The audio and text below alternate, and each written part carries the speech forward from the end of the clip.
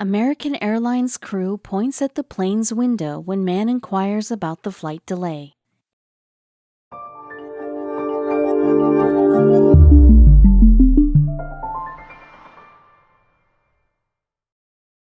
But before we start, please make sure to subscribe to m&rtv and hit the bell so you never miss any upload from us.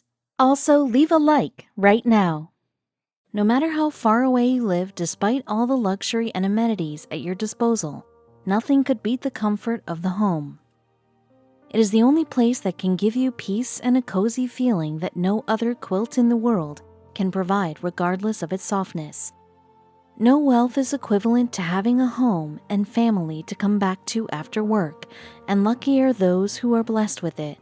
But sometimes we understand the value of family only when we are on the verge of losing it, or see someone going through the same. A similar realization happened to the protagonist of the story in the midst of his journey that moved him to tears.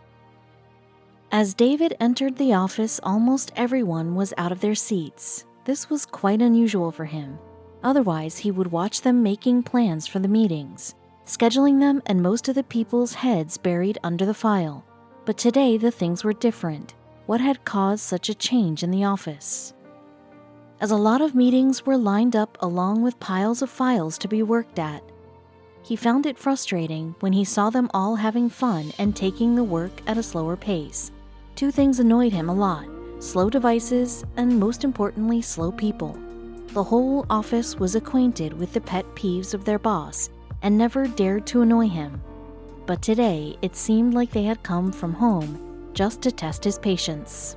David was a workaholic, as well as a miser. The situation that he was facing in the office was irritating him. No doubt he had made this company a success from working hard day and night, and now it was counted among one of the top-notch financial firms, and was listed in the magazine too. It was difficult for him to see people wasting their time.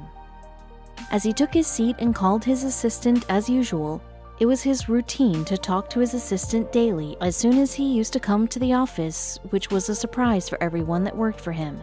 They had rarely seen him utter a word, let alone talking, but out of all the people in the office, he used to like her a lot. This used to make a lot of girls jealous of her. His assistant was not only intelligent, but was insanely sarcastic too. She was always the one he would turn to if he needed an honest opinion without any flattering. She was in her mid-50s and had worked for him for more than 10 years. He would always consider her as a family member than an employee. For him, he was his Chandler as well as Joey. His assistant finally told him that it was the 4th of July and people were excited about going home, to which David made an annoying face while she smiled and said there are people who still love going home and spending time with their peers, unlike those who had made office and work as their home. It was only her jokes he would ever laugh at. Otherwise, no one could see any emotions in him. Sophia, his assistant, would often worry about his health. She had rarely seen him talking to anyone other than her, or sharing his sorrows or happiness with anyone. His lack of emotion would annoy his employees. He would rarely go home and always engross himself in work. Would he ever change and mend his ways? Just when he was about to leave the cabin, he got a call. He found it quite bizarre because if anyone wanted to call him, they would usually call at the reception. No one had his number except for his family members who seldom called. Then who might have given him a call? Would there be any chance that it might be a family member? He picked up the phone after it had rung for a considerable amount of time and said a faint hello as if he doubted that there was a ghost on the other end. His voice was quite intense in the whole conversation and he rarely spoke as usual. Who might have called him out of the blue, and was everything fine? As he hung up the phone, David looked up to call Sophia and was amazed to find her leaning against the wall as if she was trying to listen to the conversation. If there was any other person whom he had seen doing the same, he would have sacked him, or her, at the very moment. But then it was his assistant, the sarcastic, intelligent woman. Finally, David started to speak and told her that his mother had called him and wanted him to visit her on the holiday. His assistant was happy that finally he would get a life outside the workplace and enjoy a little. But for him, it was 5 hours of torture on the plane because apparently he hated traveling. Would he consider going to his hometown for a change? Sophia didn't waste any time and started looking for the availability of seats on the plane. Unluckily, there was no private compartment left as it was a holiday and seats had been reserved in advance. She was reluctant to break the news to David as she feared he might even cancel the plan of going to his house. What would she do now? She finally told him the truth, and for a moment, as she expected, there was a no response from his side. But what came afterward from his mouth was unexpected but positive. He asked her to book his ticket in the economy class because there was no way he could miss going to his hometown. Sophia was amazed by his decision and was curious about what might have changed his mind in such a short span of time, and asked about his mother if she was all right. He assured her that everything was fine, and when she left the cabin, he sat with his eyes closed thinking about last night. When he reached home from the office and his thoughts were going back to his childhood days, it had been years since he had gone to his home, and now he didn't even desire to visit it anymore. So he lay in his bed after changing his clothes. He dozed off for a while, and he dreamt about his childhood days. He dreamt about how his dad would take him and his younger sister to watch the fireworks in the evening, and would buy them candies and play games with them. This was one of the holidays, other than Christmas, that he used to come home for. He always wanted to be like his father and was determined to join the army, until one incident that spun his life through 360 degrees. It was one of the 4th of July, and his father had reserved his return tickets too. An evening prior to the holiday, they were all preparing for it, and as the dawn broke, they started to wait for his father. And when he didn't arrive till evening, they were all worried and called all the lines they could find any clue about them. At last, the next they heard about him was his sudden demise. David was shattered by this news. His heart was broken into countless pieces that he could never put together, and still was suffering from the ache of the sudden death of his father. After that incident, he never enjoyed the holiday and confined himself to work. But this time, when his mother called him to spend time with her, and he said yes without even thinking twice, was it a chance to live his life again? Though he never liked traveling this time, he would do it for his mother. So when he reached home, he started to pack without wasting any more time. He was feeling nostalgic as he packed his bag and grabbed some food for his journey. Would he be able to overcome his pain? He woke up early and booked his taxi to the airport. He was always on time, no matter where he had to go. As he entered the airport, he was happy that his flight was on time. He thought of making some important calls in the meantime, but something from within stopped him from doing so, and for the first time in so many years, he left the baggage of his work behind as he boarded the flight. He had taken his seat inside the flight, and it was still on time. He was happy that he would be easily able to catch his connecting flight in time, though he had started to get annoyed by a little kid as he was so noisy. Still, he tried to control himself and stayed calm. Whenever his mind roamed around and thoughts of his work started to occupy his mind, he would look out of the window to distract himself. David was a short-tempered person, and when the plan was getting late, without any prior warning, he was irked. For that moment, he regretted his decision of going back to Charlotte on a holiday, leaving his important business deals and clients in Phoenix.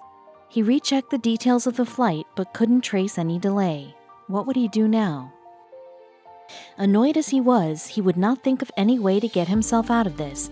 For a mini-second, he thought of dropping the idea and going back to the office, but he dismissed the idea as soon as it stroked in his mind, and sat on his seat silently waiting for the plane to take off. What was the issue with the flight? Why wasn't it taking off when there was no information about the delay when he checked the status of the flight? Already David's anger was at the peak, but as the gate closed, he was kind of relieved and was going to sleep. But it seemed like the plane wasn't going to take off any sooner. The pilot came out of the cockpit and went to the PA system. Furious, David couldn't handle it anymore as the pilot said he had a special request for the passengers. What was his special request? David didn't even care to listen to the pilot, what he had to say.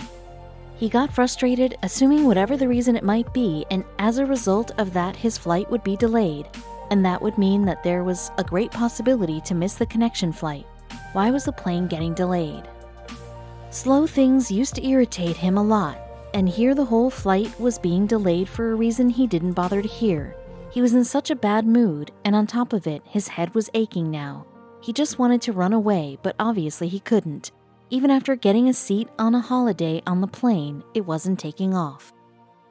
Though he didn't care to listen to the announcement, he could sense that something was fishy. He had never liked traveling, not even in the business class, but nothing like this had happened before. The pilot was waiting for something or someone, which was really unusual. Would he be able to know what was delaying the process? When David was bewildered by the delay, another surprise came his way, and that was when the engines of the plane were shut off. That clearly meant the plane wasn't going to take off any sooner. He couldn't believe his eyes and looked outside in frustration, and he noticed something weird. What did he see? He tried to focus on what he just saw and to make sense in his mind, but all he could see was a strange vehicle coming in the direction of the plane. At the same moment, he heard the pilot's voice from a distance.